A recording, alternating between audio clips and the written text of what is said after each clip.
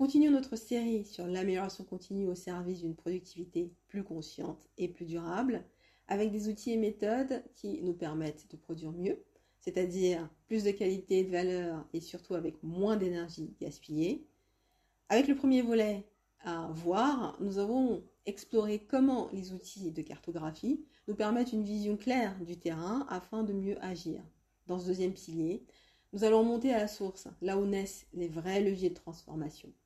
Car comprendre, c'est tirer non seulement les enseignements du passé, révéler les motivations profondes et surtout, le plus important, pouvoir définir les stratégies sur mesure alignées avec notre réalité. Et c'est toujours dans le Lean Management que nous allons puiser nos ressources d'efficacité. Bonjour à vous et bienvenue sur Modern Entrepreneur, le podcast qui se veut une plateforme d'inspiration, de motivation et de ressources pour tous les créateurs de valeur, celles et ceux qui souhaitent faire évoluer, voire révolutionner leur vie, aussi bien professionnellement que personnellement.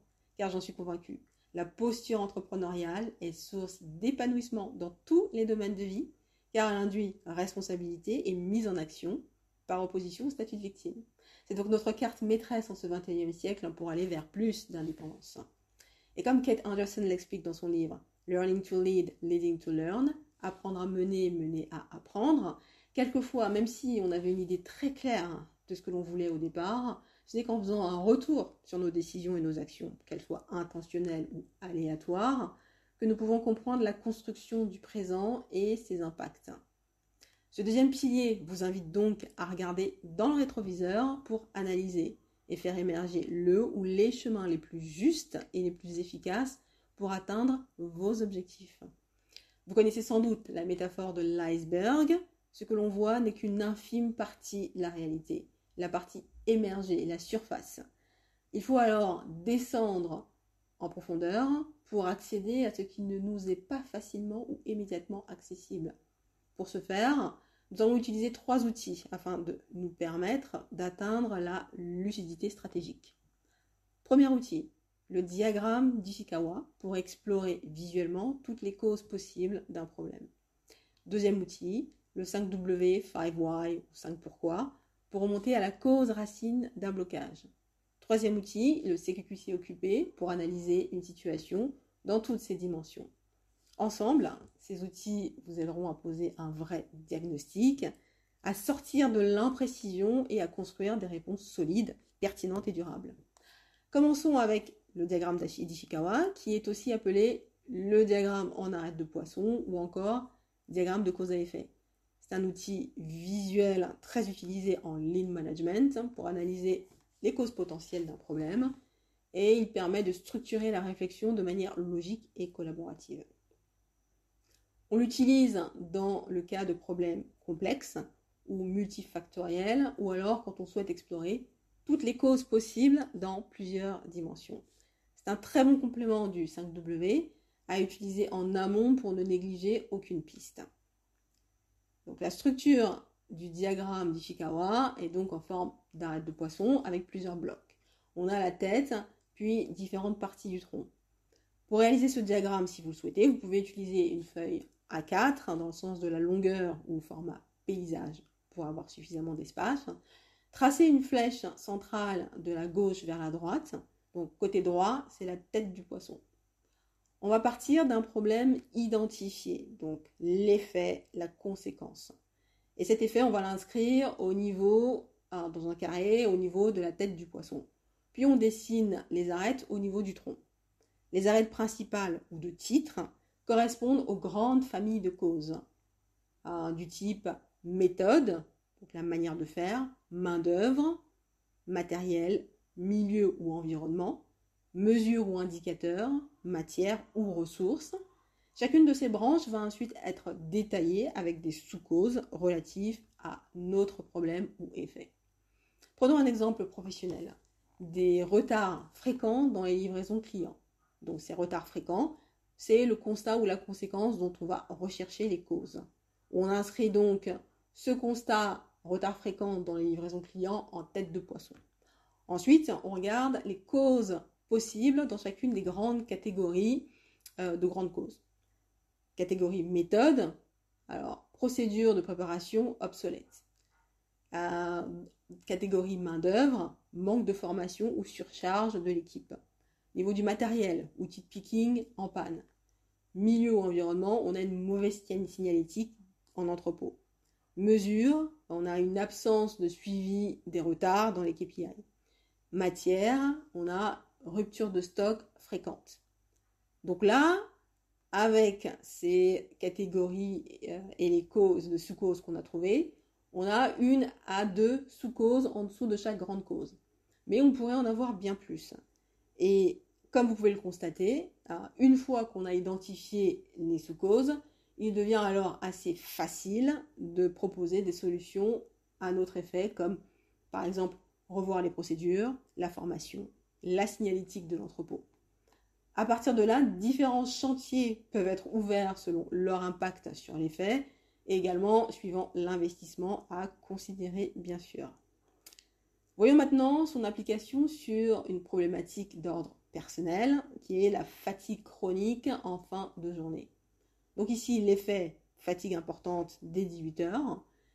On va maintenant explorer les causes possibles pour cette fatigue chronique dans le domaine personnel. Au niveau de la méthode, est-ce que c'est l'organisation des tâches qui est peu optimisée? Main-d'œuvre, trop de tâches non partagées, donc une seule personne qui assume la charge, personne qui est à la cuisine, aux courses, avec les enfants, le ménage, etc. Matériel, manque d'ergonomie ou manque d'outils de qualité, par exemple pas de lave-linge, aspirateur cassé, pas d'ascenseur. Milieu, alors on est dans un environnement bruyant, avec un voisin sourd peut-être qui met la télé à fond, ou un fêtard, des espaces mal éclairés. Mesure, pas de suivi au niveau de l'énergie dans la journée, manque d'assiduité dans les heures de sommeil. Et au niveau matière, peut-être alimentation mal équilibrée, manque d'eau, manque d'air frais. Et là aussi, on a nos bases pour une amélioration. Les sous-causes évoquées nous donnent des pistes pour contribuer nous donnent des pistes pour les améliorations, comme faire contribuer plus de personnes aux tâches, investir peut-être dans l'électroménager, lave-vaisselle, lave-linge, avoir des robots pour les préparations de plats, faire appel à une aide extérieure, que ce soit pour les livraisons, pour le ménage, suivant le budget, et peut-être envisager aussi la sieste dans la journée. Donc voilà, le diagramme d'Ishikawa permet de cartographier les causes de manière visuelle pour faire émerger des pistes inattendues qui permettent de solutionner le problème. Une fois toutes les causes posées, on peut ensuite appliquer le 5W ou 5Y, 5 pourquoi, sur les causes les plus probables. Donc deuxième outil clé, le 5W, 5 pourquoi, qui consiste à poser 5 fois la question « Pourquoi ?», pour remonter à la cause racine du problème. Si vous vous dites « Je n'arrive pas à tenir mes routines ou mes engagements », c'est un constat ou un symptôme. Vous pourriez déjà avoir une première raison accessible, mais cette première réponse risque d'être superficielle et de ne pas vous permettre la construction d'une réponse solide pour éliminer ce symptôme. Un premier motif apparent au fait de ne pas arriver à tenir vos routines ou engagements pourrait être parce que je manque de motivation. Donc vous pourriez vous arrêter là ou choisir d'aller plus loin en vous demandant « Ok, mais pourquoi est-ce que je manque de motivation ?» Alors répéter la question « Pourquoi ?» plusieurs fois de suite va permettre de dépasser les excuses de surface pour atteindre le vrai nœud du problème. Et c'est là qu'est la force de la méthode 5W, 5Y, 5 pourquoi.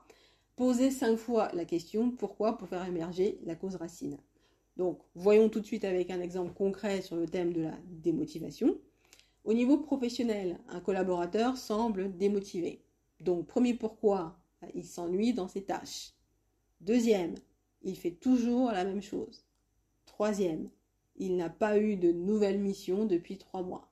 Quatrième, personne ne suit ses compétences ou disponibilité. Cinquième pourquoi, il n'existe pas de processus de suivi individuel dans l'équipe. Conclusion, la vraie cause du problème ou de l'effet « je n'arrive pas à tenir mes routines ou mes engagements côté pro » n'est pas le manque de motivation, qui est le motif apparent et accessible, Mais en allant plus loin, on constate que la démotivation à tenir ces engagements a pour cause profonde l'absence de gestion personnalisée des missions comme origine. Si vous êtes quelqu'un qui avait besoin de suivi, de feedback, d'avoir, je ne sais pas, la carotte ou le next step pour vous engager, découvrir que ce que vous faites est sans reconnaissance, n'intéresse pas grand monde, il n'y a pas de retour sur investissement ou de next step prévu, ça peut être démotivant. Et si on le regarde avec un exemple personnel, je n'arrive pas à me lever tôt le matin. Premier pourquoi? Parce que je me couche tard. Ok? Pourquoi je me couche tard? Je regarde des vidéos jusqu'à 1h du matin. Et pourquoi est-ce que je fais ça? C'est mon moment de détente. Pourquoi? Parce que mes journées sont trop chargées. 5e pourquoi? Je dis oui à tout et je ne priorise pas. Voilà. Conclusion, le problème n'est pas le réveil, c'est pas le vrai problème, mais l'absence de limite de priorisation dans la gestion du temps. Donc voilà, vous avez 2 exemples avec les 5 W ou 5 pourquoi.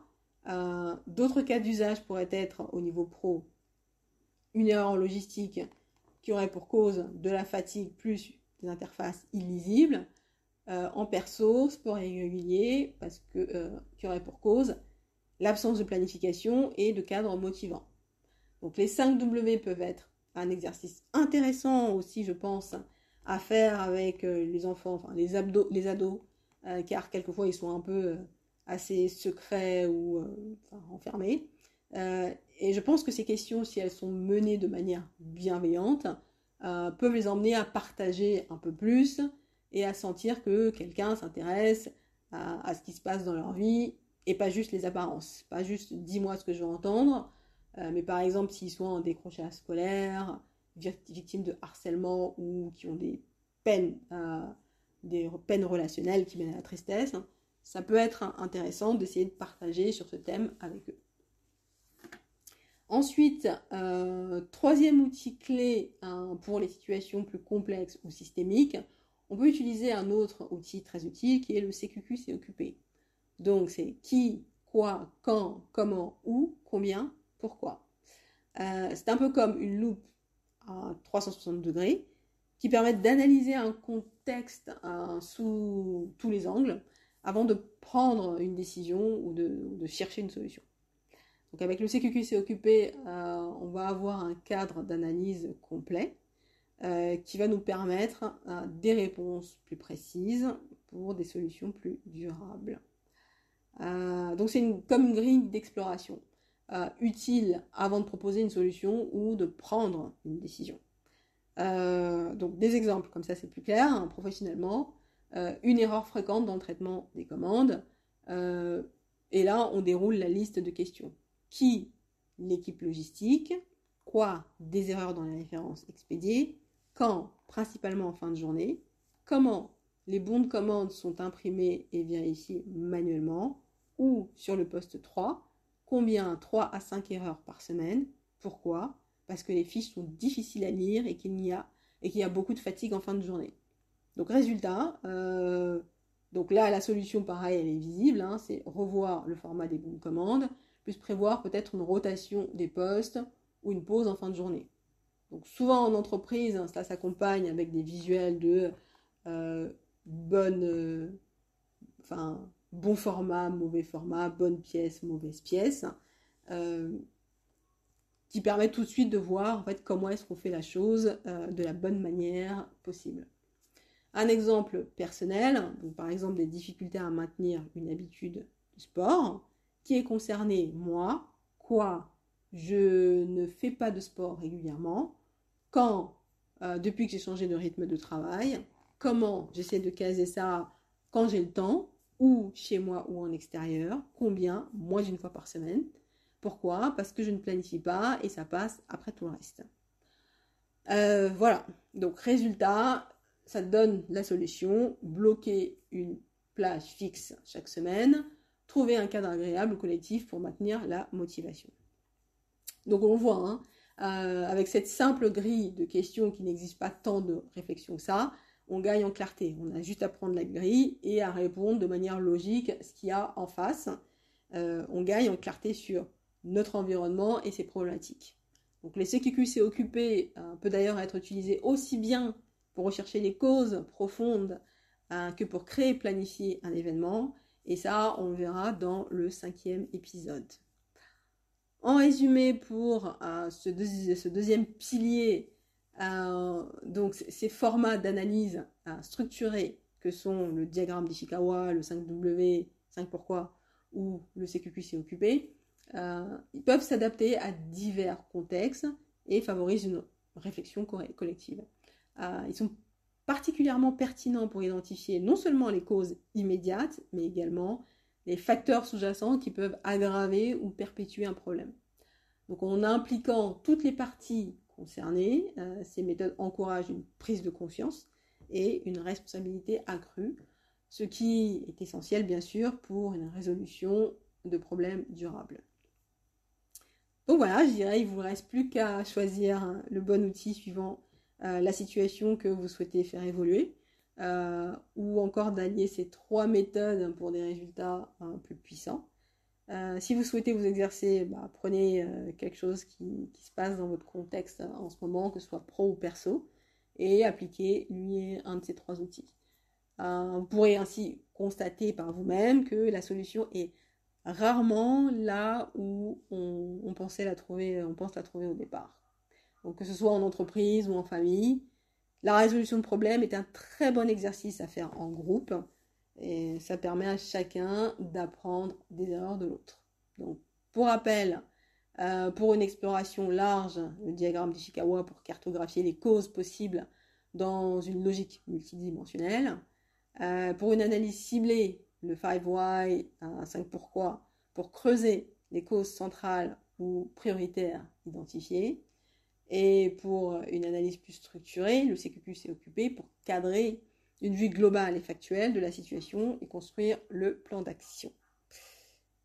En lecture, je peux vous recommander The Toyota Way ou la méthode Toyota de Jeffrey Liker.